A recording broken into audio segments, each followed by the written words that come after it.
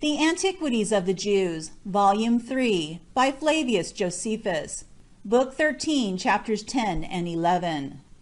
Chapter 10. How upon the quarrel between Antiochus Grypus and Antiochus Cyzicenus about the kingdom, how Hyrcanus took Samaria and utterly demolished it, and how Hyrcanus joined himself to the sect of the Sadducees and left that of the Pharisees. When Antiochus had taken the kingdom, he was afraid to make war against Judea, because he heard that his brother by the same mother, who was also called Antiochus, was raising an army against him out of Cyzicum.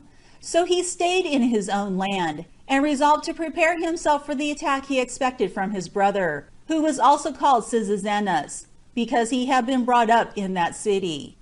He was the son of Antiochus, who was called Soter, who died in Parthia. He was the brother of Demetrius, the father of Grypus. For it had so happened that one and the same Cleopatra was married to two who were brethren, as we have related elsewhere. But Antiochus Cyzicenus, coming into Syria, continued many years at war with his brother. Now Hyrcanus lived all this while in peace, for after the death of Antiochus he revolted from the Macedonians, nor did he any longer pay them the least regard, either as their subject or their friend. But as his affairs were in a very improving and flourishing condition in the times of Alexander Zabina, and especially under these brethren, for the war which they had with one another gave Hyrcanus the opportunity of enjoying himself in Judea quietly, insomuch that he got an immense quantity of money. However, when Antiochus Cyzicenus distressed his land, he then openly showed what he meant. And when he saw that Antiochus was destitute of Egyptian auxiliaries, and that both his brother were in an ill condition in the struggles they had one with another, he despised them both. So he made an expedition against Samaria, which was a very strong city, of whose present name Sebaste, and its rebuilding by Herod, we shall speak at a proper time. But he made his attack against it, and besieged it with a great deal of pains. For he was greatly displeased with the Samaritans for the injuries they had done to the people of Marissa, a colony of the Jews, and confederate with them, and this in compliance to the kings of Syria.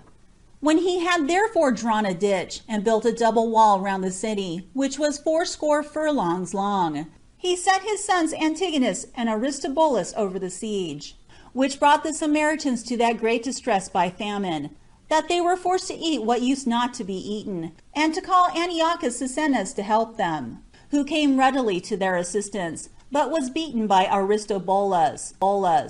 And when he was pursued as far as Scythopolis by the two brethren, he got away. So they returned to Samaria, and shut them again within the wall, till they were forced to send for the same Antiochus a second time to help them, who procured about 6,000 men from Ptolemy Lathyrus, which were sent them without his mother's consent, who had then in a manner turned him out of his government. With these Egyptians Antiochus did at first overrun and ravage the country of Hyrcanus, after the manner of a robber, for he durst not meet him in the face to fight with him, as not having an army sufficient for that purpose, but only from this supposal, that by thus harassing his land, he should force Hyrcanus to raise the siege of Samaria. But because he fell into snares, and lost many of his soldiers therein, he went away to Tripoli, and committed the persecution of the war against the Jews to Calamander and Epicrates. But as to Calamander, he attacked the enemy too rashly, and was put to flight, and destroyed immediately. And as to Epicrates, he was such a lover of money, that he openly betrayed Scythopolis, and other places near it, to the Jews, but was not able to make them raise the siege of Samaria. And when Hyrcanus had taken that city, which was not done till after a year's siege, he was not contented with doing that only, but he demolished it entirely, and brought rivulets to it to drown it, for he dug such hollows as might let the water run under it. Nay, he took away the very marks that there had ever been such a city there. Now a very surprising thing is related to this high priest Hyrcanus, how God came to discourse with him.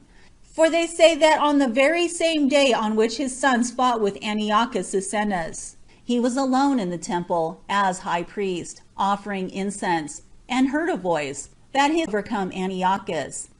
And this he openly declared before all the multitude upon his coming out of the temple, and it accordingly proved true. And in this posture were the affairs of Hyrcanus.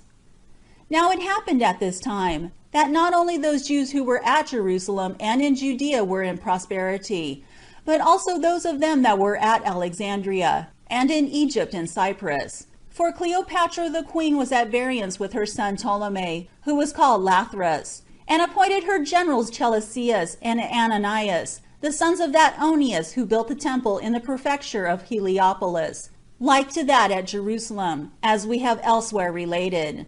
Cleopatra entrusted these men with her army, and did nothing without their advice, as Strabo of Cappadocia attests, when he saith thus: Now the greater part, both those that came to Cyprus with us, and those that were sent afterward thither, revolted to Ptolemy immediately.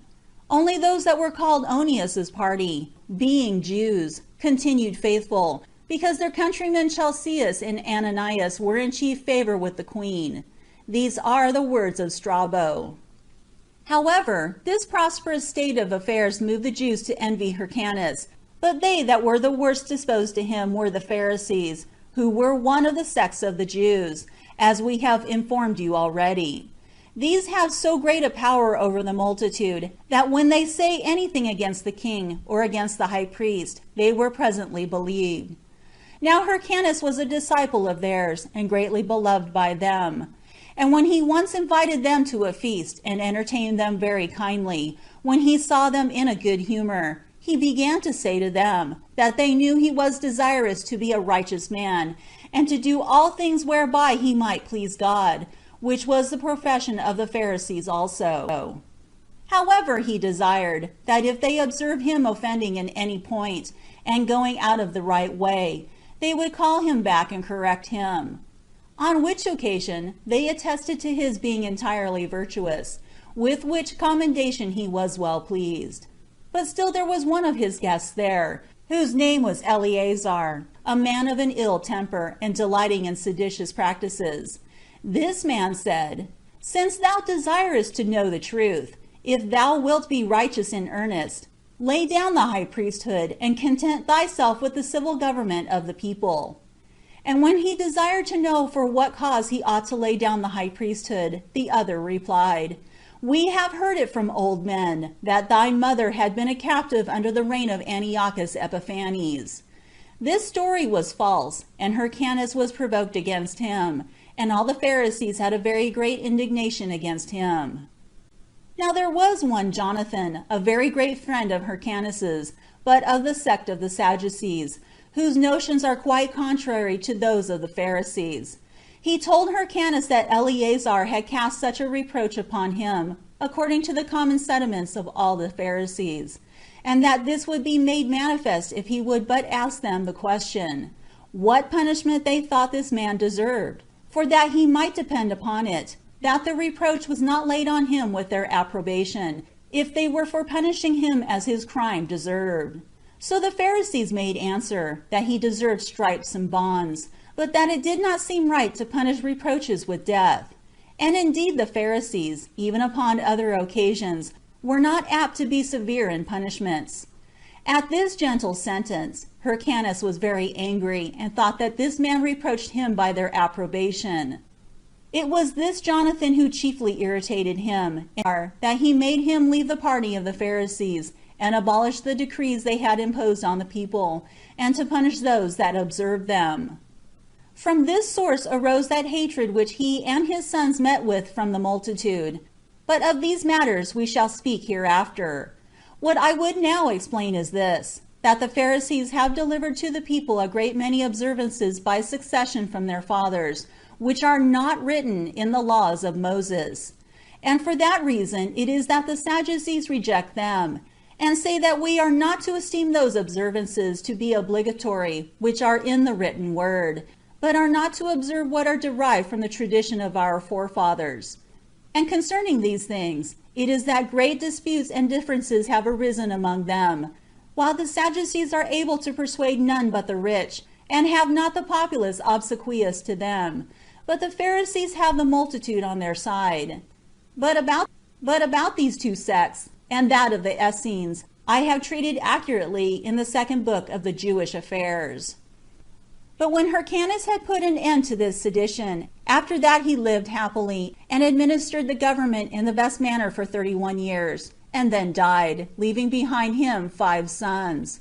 He was esteemed by God worthy of 3 of the greatest privileges: the government of his nation, the dignity of the high priesthood, and prophecy. For God was with him, and enabled him to know futurities, and to foretell this in particular, that as to his 2 eldest sons, he foretold that they would not long continue in the government of public affairs, whose unhappy catastrophe will be worth our description, that we may thence learn how very much they were inferior to their father's happiness. Chapter 11.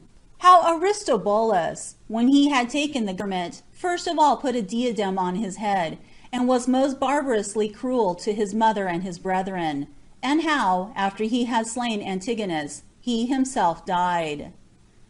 Now when their father Hyrcanus was dead, the eldest son Aristobulus, intending to change the government into a kingdom, for so he resolved to do, first of all put a diadem on his head, 481 years, and 3 months after the people had been delivered from the Babylonish slavery, and were returned to their own country again. This Aristobulus loved his next brother Antigonus, and treated him as his equal, but the others he held in bonds. He also cast his mother into prison, because she disputed the government with him, for Hyrcanus had left her to be mistress of all. He also proceeded to that degree of barbarity, as to kill her in prison with hunger. Nay, he was alienated from his brothers by calumnies, and added him to the rest whom he slew. Yet he seemed to have an affection for him, and made him above the rest a partner with him in the kingdom. Those calumnies he at first did not give credit to, partly because he loved him, and so did not give heed to what was said against him, and partly because he thought the reproaches were derived from the envy of the relators. But when Antigonus was once returned from the army, and that feast was then at hand, when they make tabernacles to the honor of God, it happened that Aristobulus was fallen sick, and that Antigonus went up most splendidly adorned, and with his soldiers about him in their armor, to the temple to celebrate the feast, and to put up many prayers for the recovery of his brother, when some wicked persons, who had a great mind to raise a difference between the brethren, made use of this opportunity of the pompous appearance of Antigonus, and of the great actions which he had done, and went to the king, and spitefully aggravated the pompous show of his at the feast, and pretended that all these circumstances were not those of a private person, that these actions were indications of an affection of royal authority, and that his coming with a strong body of men must have been an intention to kill him, and that his way of reasoning was this: that it was a silly thing in him, while it was in his power to reign himself, to look upon it as a great favor that he was honored with a lower dignity by his brother. Aristobulus yielded to these imputations, but took care both that his brother should not suspect him, and that he himself might not run the hazard of his own safety. So he ordered his guards to lie in a certain place that was underground and dark, he himself then lying sick in the tower which was called Antonia. And he commanded them, that in case Antigonus came to him unarmed, they should not touch anybody, but if on him. Yet did he send to Antigonus, and desired that he would come unarmed. But the queen, and those joined with her in the plot against Antigonus, persuaded the messenger to tell him the direct contrary, how his brother had heard that he had made himself a fine suit of armor for war, and desired him to come to him in that armor, that he might see how fine it was. So Antigonus suspected no treachery, but depending on the good will of his brother, came to Aristobulus armed, as he used to be, with his entire armor, in order to show it to him. But when he came to a place which was called Strato's Tower, where the passage happened to be exceedingly dark, the guard slew him. Which death of his demonstrates that nothing is stronger than envy and calumny, and that nothing does more certainly divide the goodwill and natural affections of men than those passions. But here one may take occasion to wonder at one Judas, who was of the Sects, and who never missed the truth in his predictions. For this man, when he saw Antigonus passing by the temple, cried out to his companions and friends, who abode with him as his scholars, in order to learn the art of foretelling things to come, that it was good for him to die now, since he had spoken falsely about Antigonus, who is still alive. And I see him passing by, although he had foretold he should die at the place called Strato's Tower that very day, while yet the place is 600 furlongs off, where he had foretold he should be slain. And still this day is a great part of it already past, so that he was in danger of proving a false prophet. As he was saying this, and that in a melancholy mood, the news came that Antigonus was slain in a place underground, which itself was called also Strato's Tower, or of the same name with that Caesarea which is seated at the sea. This event put the prophet into a great disorder. But Aristobulus repented immediately of this slaughter of his brother, on which account his disease increased upon him, and he was disturbed in his mind, upon the guilt of such wickedness, insomuch that his entrails were corrupted by his intolerable pain, and he vomited blood. At which time one of the servants that attended upon him was carrying his blood away, did by divine providence, as I cannot but suppose, slip down, and shed part of his blood at the very place where there were spots of Antigonus's blood, there slain, still remaining. And when there was a cry made by the spectators, as if the servant had on purpose shed the blood on that place, Aristobulus heard it, and inquired what the matter was. And as they did not answer him, he was the more earnest to know what it was, it being natural to men to suspect that what is thus concealed is very bad. So upon his threatening and forcing them by terrors to speak, they at length told him the truth. Whereupon he shed many tears, in that disorder of mind which arose from his consciousness of what he had done, and gave a deep groan, and said, I am not therefore, I perceive, to be concealed from God in the impious and horrid crimes I have been guilty of, but a sudden punishment is coming upon me for the shedding the blood of my relations. And now, O thou most impudent body of mine, how long wilt thou retain a soul that ought to die, in order to appease the ghosts of my brother and my mother? Why dost thou not give it all up at once? And why do I deliver up my blood drop by drop to those whom I have so wickedly murdered?